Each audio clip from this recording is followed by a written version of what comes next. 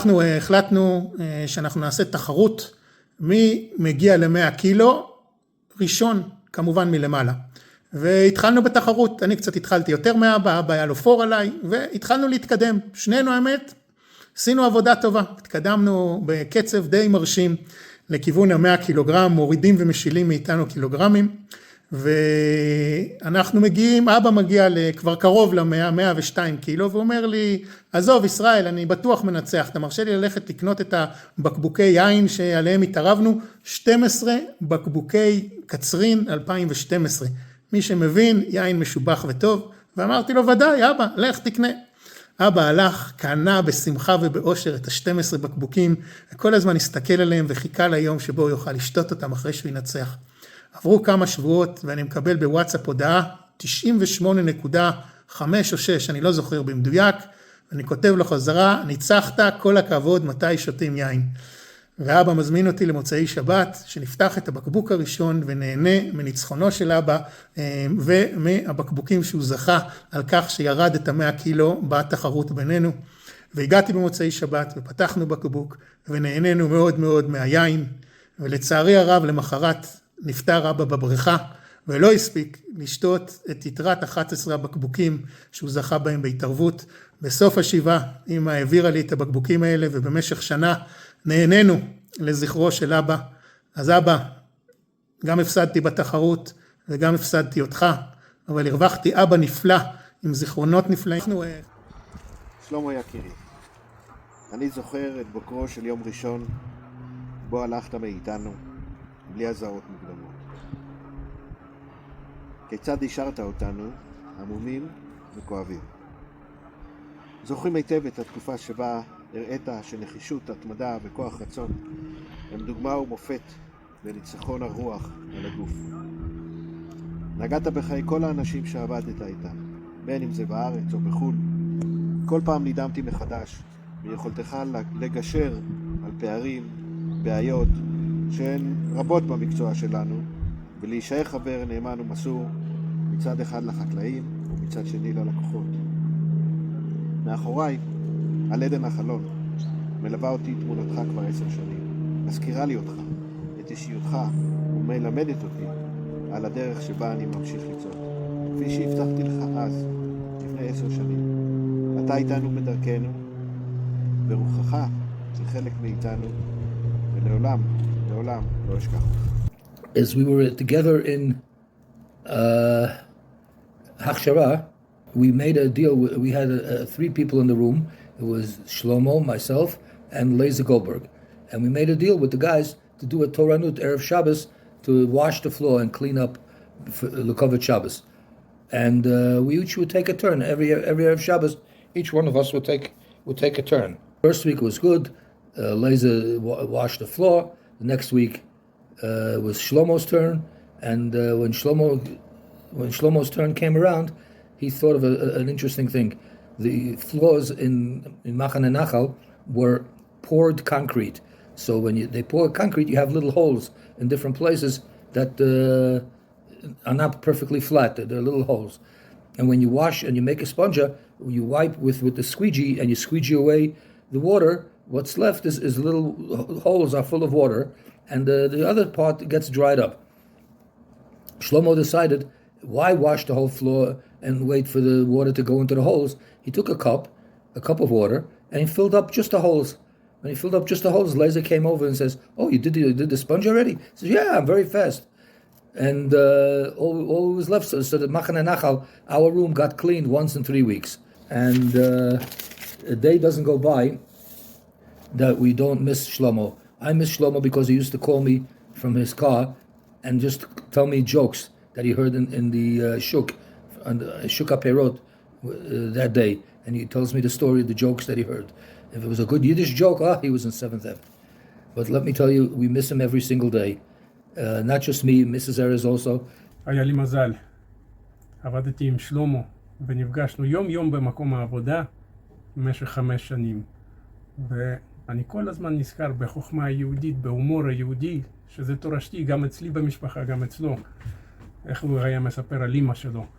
אם היו מזמינים אותה לאירוע, לא מספיק זמן לפני האירוע, אז היא הייתה עונה, אני לא אספיק לצחצח נעליים.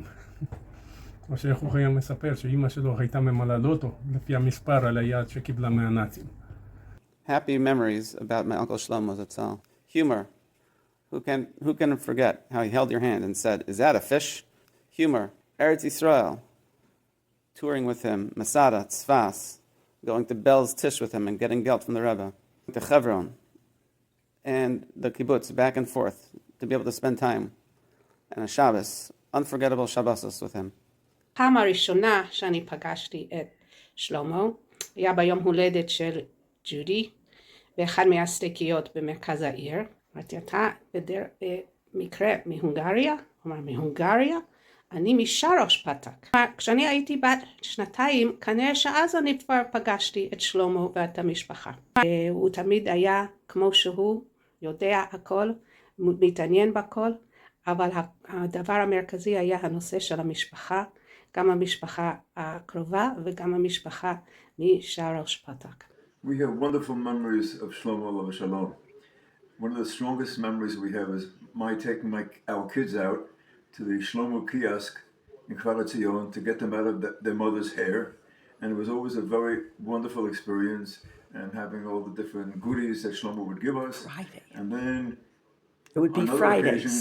other occasions, Shlomo would come to our house, he being the other man in my wife's life, to compare notes of recipes and getting recipes, Pesach recipes for brownies to take to the hotels before Pesach, and it was a very rich and useful experience.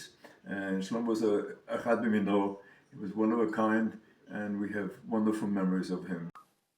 אחד התכונות שאני מאוד הרחתי משלמה, זה היה ההתחייבות שלו לשמור על קשר עם חברים ועם משפחה. אני שמעתי כל מיני סיפורים על הביקורים של שלמה אצל הדוד שלו ואצל חברים ביום שישי שהוא היה עושה סיבוב. מה שאני הכרתי מקרוב היה המחויבות של שליים לסבא שוורץ.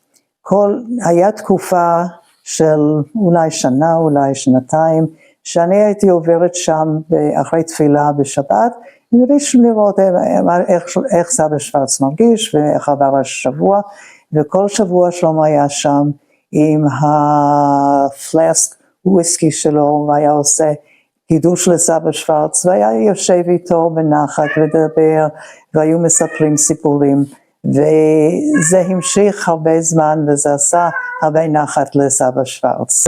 את שלמה לא הכרתי לפני שהגענו להכשרה. כשהגענו להכשרה בתשכ"ו, הבנים, או חלקם שהיה להם איזשהו רקע ישיבתי, באנו מוקדם לפני שהגענו לקיבוץ, והיינו בישיבת אור עציון, כדי שטייגן, אינטוירה, או ללמוד קצת, אולי בכל אופן. אבל מה לעשות, חבר'ה אמריקאים שמגיעים למקום חדש, ולומדים כל היום וכל הצהריים, אז היה צריך גם לחפש איזשהו אפיק לבידור. אז החלטנו שאנחנו יום אחד אחרי הצהריים נבריז לאשקלון, ונראה איזה סרט, אז נחזור. אז כולנו ביחד, החבר'ה, כולל שלמה כמובן, יצאנו לכביש, והתחלנו לחפש טרמפים. אז טוב, היינו במצב רוח מרומם, והיינו מוכנים לראות את הסרט, אז טוב, מגיע רכב, יוצא באור עציון, ועוצר לנו לטרמפ. אמרנו, וואלה, איזה מזל. אז שפתחנו את הדלת, וראינו שמי שהיה איתה הנהגת, זה היה אשתו של ראש הישיבה, דוקטור שרה דרוקמן. בניית הסוכה עם זיידה היה אתגר משמח ומפתיע. כל שנה מחדש היינו צריכים לנחש את המיקום המדויק של הסוכה בדשא, כך שהדלת תוכל להיפתח. שנה אחת בנינו את הסוכה במקום לא נכון, והדלת לא נפתחה. זיידה אמר, מה הבעיה? תביאו טוריה, נעשה בור בדשא, והסוכה תיפתח. וכך עשינו בור בדשא, והדלת נפתחה. ומיד לאחר מכן, ישראל מגיע ומופתע כולו, מה עשיתם? איך עשיתם את זה לדשא? הרי עוד שבועיים אני מתחתן, וכאן על הדשא קבלת פנים של החתן. מיד במוצאי חג ראשון של סוכות, ירדנו למסגריה, הבאנו צינורות ברזל ארוכים, שמנו מתחת לסוכה, וגלגלנו את הסוכה למקום הנכון שלה, ותיקנו את הדשא, והכל בא על מקומו בשלום. כך היה בניית הסוכה עם זיידה. יש עוד דבר מאוד מעניין שאני זוכר, וחשבתי לצלם דווקא שם, אבל שם זה כבר לא קיים, וזה הפאי בקיוסק. זו תקופה של כמה שנים, שהוא היה מכין את הפאי, ואני הייתי זוכר להעביר את הפאים מהמאפייה בקיוסק למקרר במטבח, עם איזה רכב שהיה לי באותו זמן מהלול. וככה היה לנו שיתוף פעולה בענייני פאי וכל מיני דיבורים ודברים שבינינו. השיתוף הזה, אני חושב, היה מאוד מעניין ונחמד. אז פעם הבאה שאתם אוכלים עוגת פיקן פאי, תזכרו שזה אולי היה הפאי של שלמה. השיתוף הזה... בייביסיטר, אמיץ וטנץ. אנחנו יום אחד משאירים את אבא לבייביסיטר עם נטע, ולפני שאנחנו יוצאים אנחנו רואים שאבא מתיישב ליד השולחן ושם את נטע על הברכיים, פותח את המחשב, עובר ליוטיוב, וביוטיוב מתחיל להסתכל על סרטון של מיץ וטנץ. מי שלא יודע, מיץ וטנץ זה ריקוד חתונה בחצרות החסידיות ושירים בדבקות מאוד מאוד גדולה. ואבא מאוד אהב להסתכל על מיץ וטנץ ועל סרטונים של מיץ וטנץ. ואנחנו יוצאים לנו וחוזרים חזרה אחרי בערך 4 שעות, ורואים את אבא ואת נטע על הברכיים, ואת המחשב פתוח, ואת יוטיוב פתוח, ויש מיץ וטנץ. שואלים אותו, זה מה שעשיתם כל הזמן הזה? והוא אומר, כן. מה? זה מאוד יפה, מאוד כיף. אז נטע ואבא צפו במיץ וטנץ במשך כל הערב. 1970s, I was in Israel, and I was on the kibbutz, and we're schmoozing and hanging out, and Shlomo said, come along with me. I think at the time he might have been selling the olive wood boxes, maybe it was the pies, but I think it was the olive wood boxes. And where did we go? We went to visit some of his customers and business people that he dealt with in Beit Lechem. And literally we went into Beit Lechem, we went into the Kazbar, whatever they got there. We went into a real coffee shop and we sat down, and it was the real deal with the hookahs and little cups of Turkish coffee and everything like that. And we sat down, and I'm a kid from America. I'm like, whoa, what is this? It's like it's a different world. When we walked in there, well, I should say when Shlomo walked in there, the whole place lit up. Everyone's his buddy. They all came over to him, a lot of slapping and hugging, and everyone loved Shlomo. And we sat down and drank coffee together, and everyone had a great time.